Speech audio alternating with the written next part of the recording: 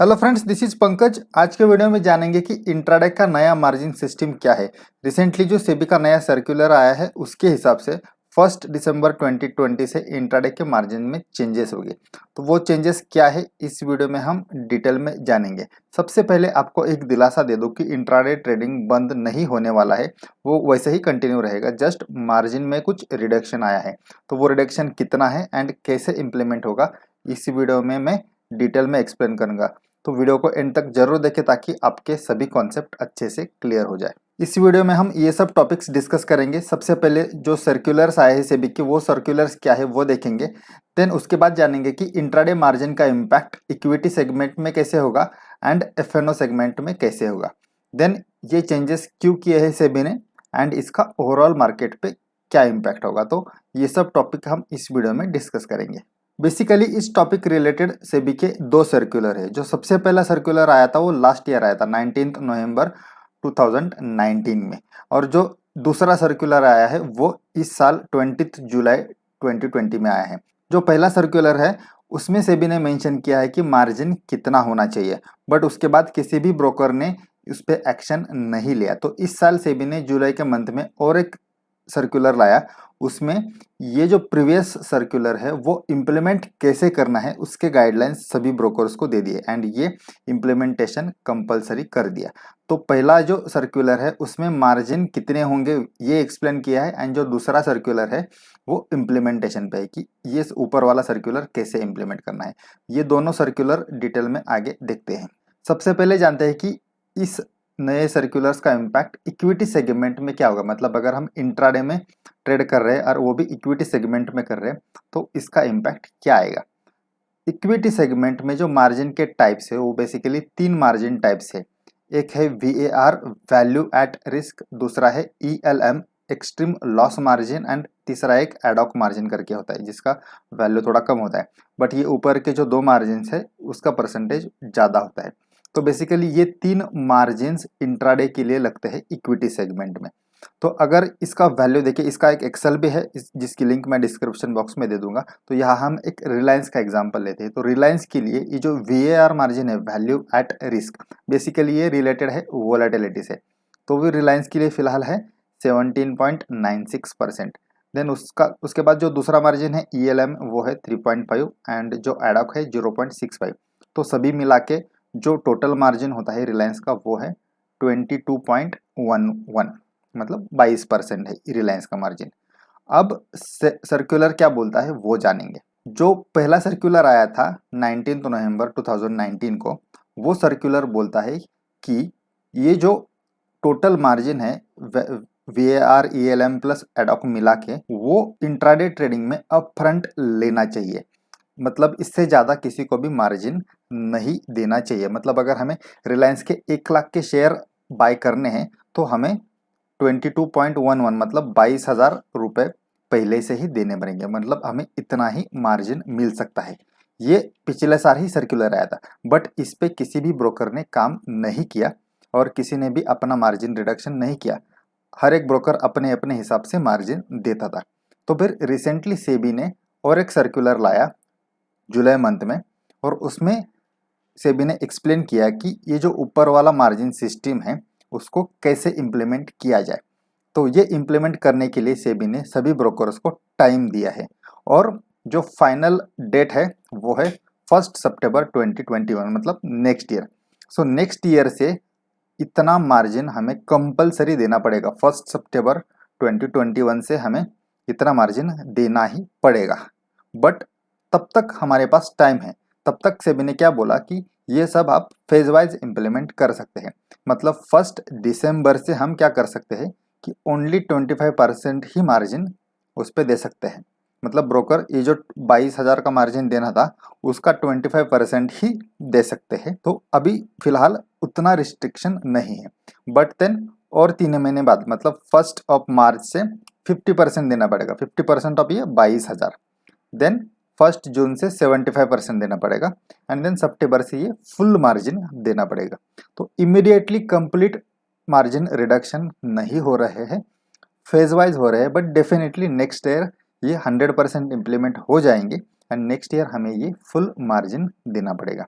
जहाँ जस्ट मैंने एक रिलायंस का एग्जांपल डिस्कस किया है, सिमिलरली बाकी स्टॉक्स के लिए भी ये हमें मार्जिन चेक करना पड़ेगा। इसकी लिस्ट मैं डिस्क्रिप्शन बॉक्स में दे दूंगा, आप अपने फेवरेट स्टॉक का कितना मार्जिन है वो दे सकते हैं। बेसिकली ये मार्जिन हमेशा चेंज होता रहता है, क्योंकि ईएलएम तो फिक्स रहता है, बट ये जो वीएआर है ये वोलेटिलिटी के हिसाब से चेंज होता रहता है। अभी मार्केट की वोलेटिलिटी थोड़ी सी हायर साइड में है तो ये मार्जिन हायर है, बट आगे जाके अगर वोलेटिलिटी कम हो जाएगी तो ये मार्जिन भी कम हो सकते हैं। बट ओवरऑल ये 17 to 20% तो ऑलमोस्ट सभी रिप्यूटेड स्टॉक्स के लिए है, और जो लेस लिक्विड स्टॉक्स है या mid cap and small caps के स्टॉक्स हैं उसमें ये मार्जिन बहुत ज़्यादा है, फिर 40%, 50%, कुछ स्टॉक्स के लिए तो 100% भी है। बट जो रिप्यूटेड स्टॉक्स है, बोल सकते हैं हम निफ्टी 50 के स्टॉक्स, उसमें 17%, 16% से लेके 25% के रेंज में ये टोटल मार्जिन है।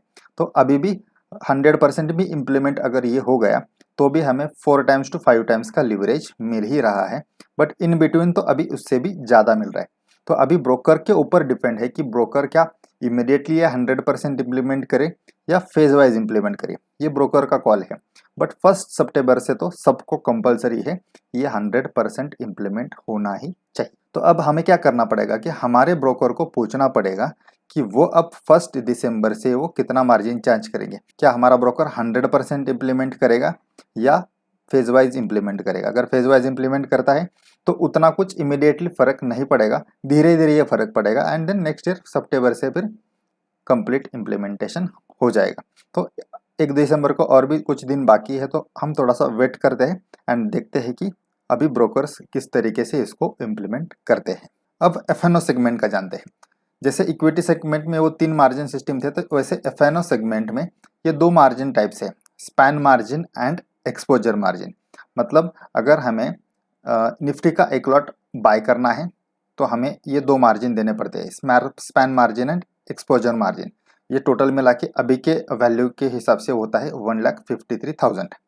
ये मार्जिन है बेसिकली कैरी फॉरवर्ड मार्जिन है, मतलब निफ्टी को अगर हमें होल्ड करना है ओवरनाइट तो इतना मार्जिन हमें देना पड़ता है। सिमिलरली बाकी स्टॉक्स का भी आप जीरोधा के मार्जिन कैलकुलेटर में जाके चेक कर सकते हैं बेसिकली। तो ये बेसिक मार्जिन टाइप से एफएनओ के। अब सर्कुलर क्या बोलता है, जो लास्ट ईयर सर्कुलर आया था 19 नवंबर को, वो सर्कुलर बोलता है कि इंट्राडे के लिए भी हमें ये पूरा मार्जिन देना पड़ेगा, इसमें कोई डिस्काउंट नहीं मिलेगा।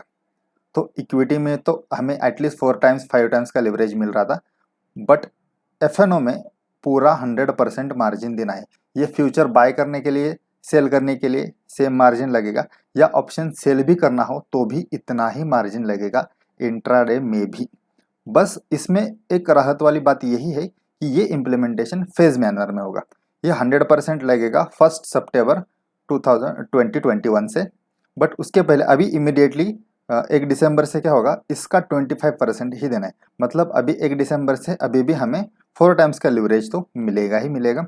देन 1 मार्च से देन 50%, देन 70%, एंड उसके बाद 100%। तो सितंबर के बाद तो फिर निफ्टी फ्यूचर में ट्रेड करना है तो बहुत बड़ा अमाउंट लगेगा, 1,00,000 1,50,000 का अमाउंट तो लगेगा। मतलब उस टाइम की वॉलेटिलिटी कितनी होगी उसके हिसाब से ये डिपेंड होगा, बट डेफिनेटली 1,00,000 के तो ऊपर ही रहेगा, क्योंकि निफ्टी का जो प्राइस है अभी 13,000 है। आने वाले दिनों में देखते हैं कि वॉलेटिलिटी कितनी होती है या निफ्टी किस तरफ जाता है। निफ्टी और बढ़ता है तो डेफिनेटली ये मार्जिन और बढ़ेगा, क्योंकि ओवरऑल कॉन्ट्रैक्ट साइज बढ़ जाएगा।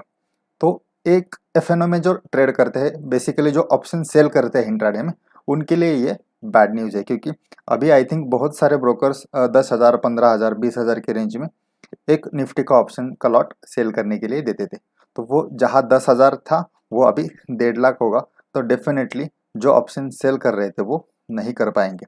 बट ऑप्शन बाइंग में कोई भी चेंज नहीं है, जैसा था वैसे ही चलेगा।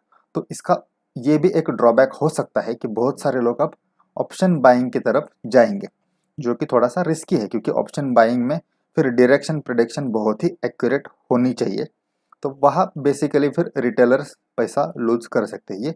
तो ये एक एफएनओ में थोड़ा सा डिसअपॉइंटमेंट है, बट कैश सेगमेंट में फिर भी थोड़ी सी राहत वाली बात है। नाउ आपको डेफिनेटली लगता होगा कि ये सब चेंजेस सेबी ने क्यों किए।